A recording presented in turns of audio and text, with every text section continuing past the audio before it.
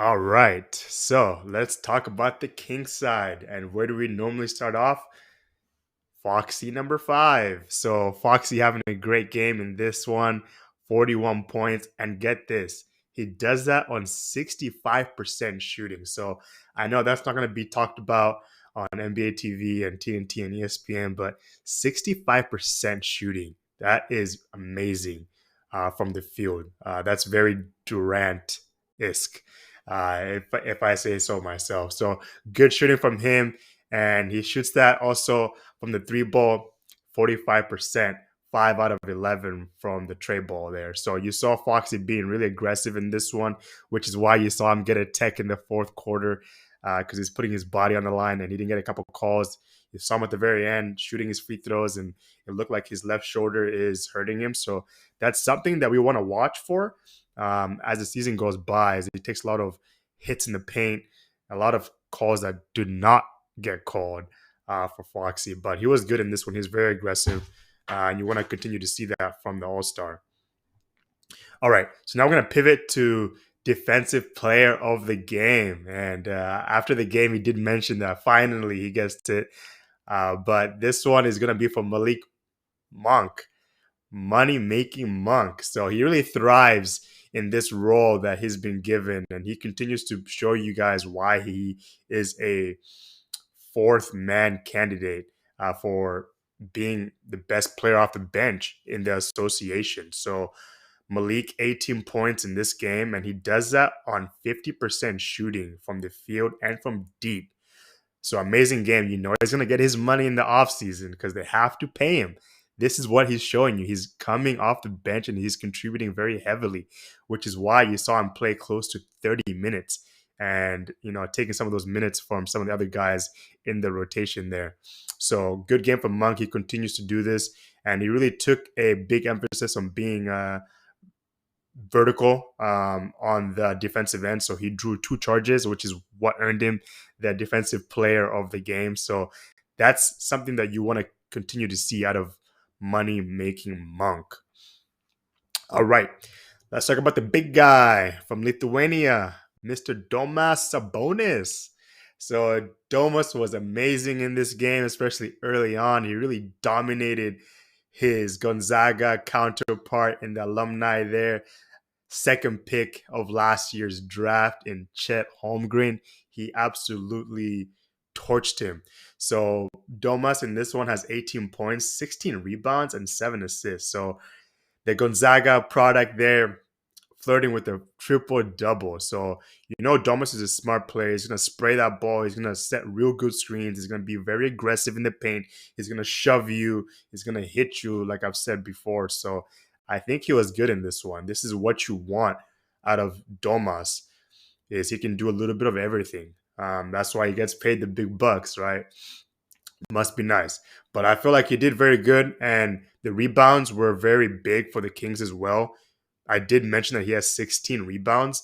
12 of those were defensive rebounds, and the rest were offensive rebounds. So they needed every single one of those to go the Kings' way.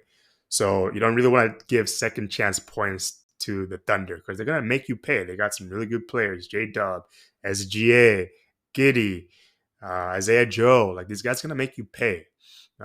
So good game from the big man. Now we're going to talk about Keon Ellis. Man, he just continues to shine in this role, and he's taking minutes from Devion. Devion was a DMP in this game. There was one or two games that he's missed this season. So not so sure it's an injury thing or it's just Mike going with Ellis because he's playing better. He notched in his career high 17 points. And get this, guys. He did that on 71% shooting from deep. So I don't know if they just didn't really trust his shot, the Thunder did, or they were just saying, hey, like, we'll just let you take that. But boy, he made them pay. And every single one of them was big. He's getting his confidence up. And this is really what you want to see out of this player. He's a two-way contract player. He's going to probably stick with the Kings for the rest of the year. I don't see him going back to the G League unless maybe he gets like injured or something. But he's a very distinctive defender, if I can say so myself. He's very hands on. He can go a lot of times over the pick instead of going under. He's a fast enough player. He's a smart player on the defensive end. Yes, he did have a good offensive game, but he's also guarding SGA, the Thunder's best player. So you're really seeing Keon wanting to get more minutes, and he's showing that, man. And he has a good mentality. A lot of these guys that have played in the G League, like, you know, they've they've been there and they want better, right? They want more money. Obviously, you want to make your family live a good life, and you definitely want to get paid. And Keon, just keep on doing what you're doing, man, because this is gonna get you a nice contract in the NBA instead of having a two-way contract. All right. Harrison Barnes. So there's been a lot of talk about Harrison Barnes lately. He hasn't been really doing too much for the Kings. Herder doesn't really have a good game in this one as well. Both of those guys have about 20 minutes apiece, as we saw Malik Monk taking a lot of minutes in this one, close to 30, and then close to 25 for Keon. So that's something to watch. I don't know if Herder's going to get dropped out of the rotation, but he hasn't been shooting the ball very good lately. So let's continue to monitor that, because both those guys, they have 13 points in the starting crew. So that's not going to be good enough, especially in the West. If you're playing some of the big dogs like Denver and Minnesota and teams like that, Lakers, you're going to have to produce. So that's that there. All right. So let's talk about those Oklahoma City Thunder, huh? All right, so let's talk about the Thunder here. Let's go ahead and break it down. So coming into this game, they were 15 of 7, playing very good basketball this year. I think they haven't really surprised anybody. Maybe they've surprised some. I definitely saw this coming, especially after last year. They are playing very good on the road.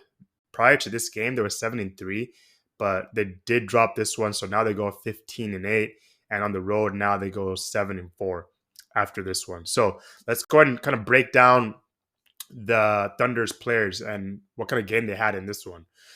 So let's start off with SGA. He had a good game. He goes to the line 18 times and makes 16 of those. So he does this very effortlessly. If you go to the games and actually watch him in person, the last time he was here too, I think he dropped a 30 piece. Might have been a 40, but I think it was a 30 piece. But he makes it look so easy. He takes it to the hole and just makes the game look so much easier than it actually is. So he had a quiet 40. And when I mean quiet, like that was a quiet 40, because he went to the line 18 times and he makes 16. So even close to half of his points come to the line. So that's good. That's what you want out of a player, is you want him to take it to the hole. But like I said before, the officiating was terrible. Every single time SGA got in the paint, they called a foul. Anytime Keegan or Malik or Fox, anybody just touched him, it was a foul. So you saw him really getting those superstar calls in this one, but it was not exciting to watch from the Kings side, as you really saw that whistle every single time they came down the court. They were calling a foul on the Kings. So he continues to play as an MVP. I believe he should be in those conversations, at least top 5, because he's absolutely killing it this year. Is an exciting player to watch, and keep on watching for these Thunder. We really saw last year them coming into something, but I think this year is that year where they start taking a leap. They have a lot of picks, which I'll talk about in a little bit here, but this is exciting stuff from them. So let's switch gears now and talk about Lou Dort. He was really good for them in this game, since their bench didn't really help him out, and Chet didn't really have that great of a game. But the forward has 17 points in almost 30 minutes of action. We really saw Lou getting open looks, and he knocked them down. You know what? He knocked them down. If somebody's going to leave you open, you take that shot. You're not going to hesitate. You're not going to throw it back out to somebody else for another spray. No, you're going to shoot it. If you're left wide open in the NBA, you take that shot. So Lou coming off an ankle sprain injury, and he didn't play last game against the Jazz here, but he does have a good game in this one. And you know what? He's guarding Fox in this one too. He's picking him up full court. He's a big body. I was reading some of the notes before the game. He's built like a NFL player, like a running back, which he's a big guy. He's a big guy. So he has a very good game defensively and offensively here. Really helped out those guys. especially helping out as J Dub didn't really have too much of a good game. He has 5 points, but more on that in just a few moments here. But we're gonna switch gears and talk about the bench because their bench did not really contribute for the OKC Thunder in this one. 26 points, so it did not really help their cause. That's really why you saw also SGA going off for 43 is he wasn't really getting help from some of the other key contributors like Chet and J Dub in their starters. Now, we're going to talk about J Dub. So, Jalen Williams was almost non existent in this game. And you know what? He has 5 points. Before this game, he was the only sophomore who have scored at least 10 points or more in every game. But guess what? The streak ends tonight as he only had 5 points in this game. J Dub really struggled to shoot the rock in this game. He shot that at 16% shooting. He goes 2 out of 12 from the field. So that's not going to cut it. Usually we see J Dub playing better than this. But hey, you know what? It's a make or miss league. Players are going to shoot like this from time to time. Players are not going to hit every single shot that they shoot. So J Dub struggling in this one. I'm sure he'll be fine. He'll bounce back and have bigger games later in the season. I won't really worry too much about it. But him not really elevating the Thunder really definitely hurt them a bit. But they'll be fine. They'll be fine. Which, in closing remarks here, they're a good team. They're fourth in the West. They're going to make the playoffs or at least best play in. I think they're going to definitely make the playoffs unless they get a couple injuries for maybe Chet or maybe some of the other key rotational guys. But they'll be fine. They have a good team. And you know what? They have one of the best, if not the best, GM in the league. I don't know. That's for you guys to argue. I'll leave that for the debaters out there. But they have a lot of picks. Sam Presti, their GM, is really smart. And they have a lot of picks. So look for them to add some things in the offseason as the time goes by. Something that I just want to note as well is they're the youngest team in the NBA. And guess what that number is as far as average age? That age is 23.7. So that's almost equivalent to somebody that stays in school all 4 years. So really young team, really good core. We saw Chet injured last season, so he didn't really play too much. But you're really starting to see what this team can be and what they can develop into a team, playoff team moving forward here. All right, so let's talk about what is next for both of these teams, starting off with the All Royal Sacramento Kings. All right, so the Kings continue their 6-game homestand. They play the Jazz tomorrow night on Saturday. Then they got a couple of teams coming into town next week. They got the Celtics, Wizards, Wolves, and the Suns coming in next week. So it's going to be an interesting couple of games to watch for here. The Kings need to win every single one of these games. The Wild Wild West is tough, baby. So you got to win every single one of these games if you can. All right. Now, we're going to pivot to the Oklahoma City Thunder. They play the defending champions in the Denver Nuggets tomorrow. Then they have a 5-game homestand during the holidays. Merry Christmas to you guys. They'll face Memphis. Ja Morant is coming back from his 25-game suspension. So just watched the press conference today. So they play the Memphis Grizzlies, the Clippers, the Lakers, the Wolves, and the Knicks. So a couple good teams there. Most of those are all playoff teams except for maybe Memphis as far as right now. But they have a couple good games coming up here.